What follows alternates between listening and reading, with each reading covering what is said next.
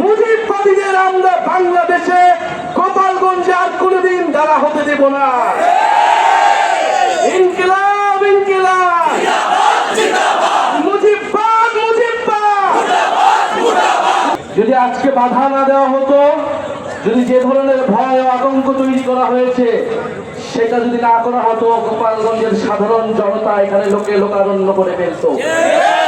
আপনারা যারা দূর থেকে শুনছেন, আপনারা দূর থেকে শুনছেন, প্রিয় গোপালগঞ্জবাসী, আমরা আজকে গোপালগঞ্জে এসেছিলাম দেশ গড়তে জুলাই পদযাত্রা কর্মসূচি নিয়ে। আমরা কোনো যুদ্ধের আহ্বান নিয়ে নয়, শান্তি এবং দেশ গড়ার আহ্বান নিয়ে গোপালগঞ্জে আজকে এসেছি। প্রিয় গোপালগঞ্জবাসী, আমরা গোপালগঞ্জের নাম বদলাইতে আসি নাই।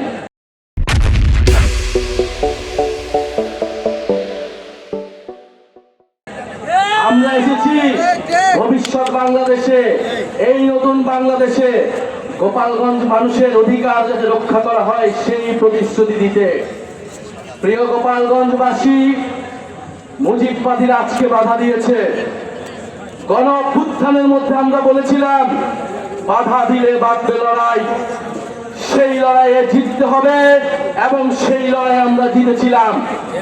আজকে আবারও বাধা দেওয়া হয়েছে, দ্বিগুণ গতিতে এর জবাব আমরা দিব ইনশাআল্লাহ। প্রিয় গোপালগঞ্জবাসী, আপনারা যারা এই গণ অভ্যুত্থানের পক্ষে রয়েছেন, নতুন বাংলাদেশের পক্ষে রয়েছেন, আপনাদেরকে দায়িত্ব নিতে হবে এই গোপালগঞ্জ যেন মুজিববাদীদের আশ্রয় কেন্দ্র হয়ে উঠতে না পারে। যদি পুলিশ প্রশাসন ব্যর্থ হয়, নিজেদেরকে রক্ষা করার দায়িত্ব, নিজেদের জেলার মর্যাদা রক্ষা করার দায়িত্ব, বাংলাদেশকে রক্ষা করার দায়িত্ব আমাদের নিজেদেরকেই নিতে হবে, যেরকমটা আমরা গণ অভ্যুত্থানে নিয়েছিলাম। প্রিয় গোপালগঞ্জবাসী, আমরা আজকে এতটুকুই বলতে এসেছি, গোপালগঞ্জ নামে এই বাংলাদেশে, সামনের বাংলাদেশে কোনো বৈষম্য হবে না। গোপালগঞ্জ নামেও চাকরিতে কোনো বৈষম্য আমরা সহ্য করব না, কিন্তু গোপালগঞ্জেও কোনো সন্ত্রাসীদের আস্তানা আমরা সহ্য করব না। মুজিববাদীরা মুক্তিযুদ্ধকে কলুষিত করেছে, গোপালগঞ্জকেও কলুষিত করেছে। সেই গোপালগঞ্জকে আমরা আবার পুনরুদ্ধার করব, আবার সমুন্নত করব। প্রিয় সংগ্রামী বন্ধুগণ, আমাদের যারা সনাতন ভাই বোনেরাও রয়েছেন, এই আওয়ামী লীগ সনাতন ভাই বোনদের জমি দখল করেছে, তাদের সাথে বেইনসাফি করেছে। আমাদের এই নতুন বাংলাদেশে আমরা সকল ধর্মের অধিকার রক্ষা করব, মান মর্যাদা রক্ষা করব। প্রিয় সংগ্রামী বন্ধুগণ, আজকে মুজিববাদীরা বাধা দিয়েছে, তাদেরকে জবাব দেওয়া হবে। আমরা যদি আজকে এখানে দাঁড়িয়ে ঘোষণা দেই, সারা বাংলাদেশ এই গোপালগঞ্জে এসে জড়ো হবে। কিন্তু আমরা সময় দিয়ে যাচ্ছি।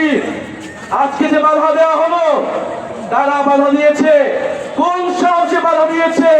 কোন সাহসে মুজিববাদীরা এখনো গোপালগঞ্জে আশ্রিত রয়েছে? কারা আশ্রয় দিয়েছে? দ্রুত সময়ের মধ্যে বিচার যদি না হয়, আমরা আবারও আসবো গোপালগঞ্জে। আমরা নিজ হাতে দায়িত্ব নিয়ে গোপালগঞ্জকে মুজিববাদীদের থেকে মুক্ত করবো ইনশাআল্লাহ।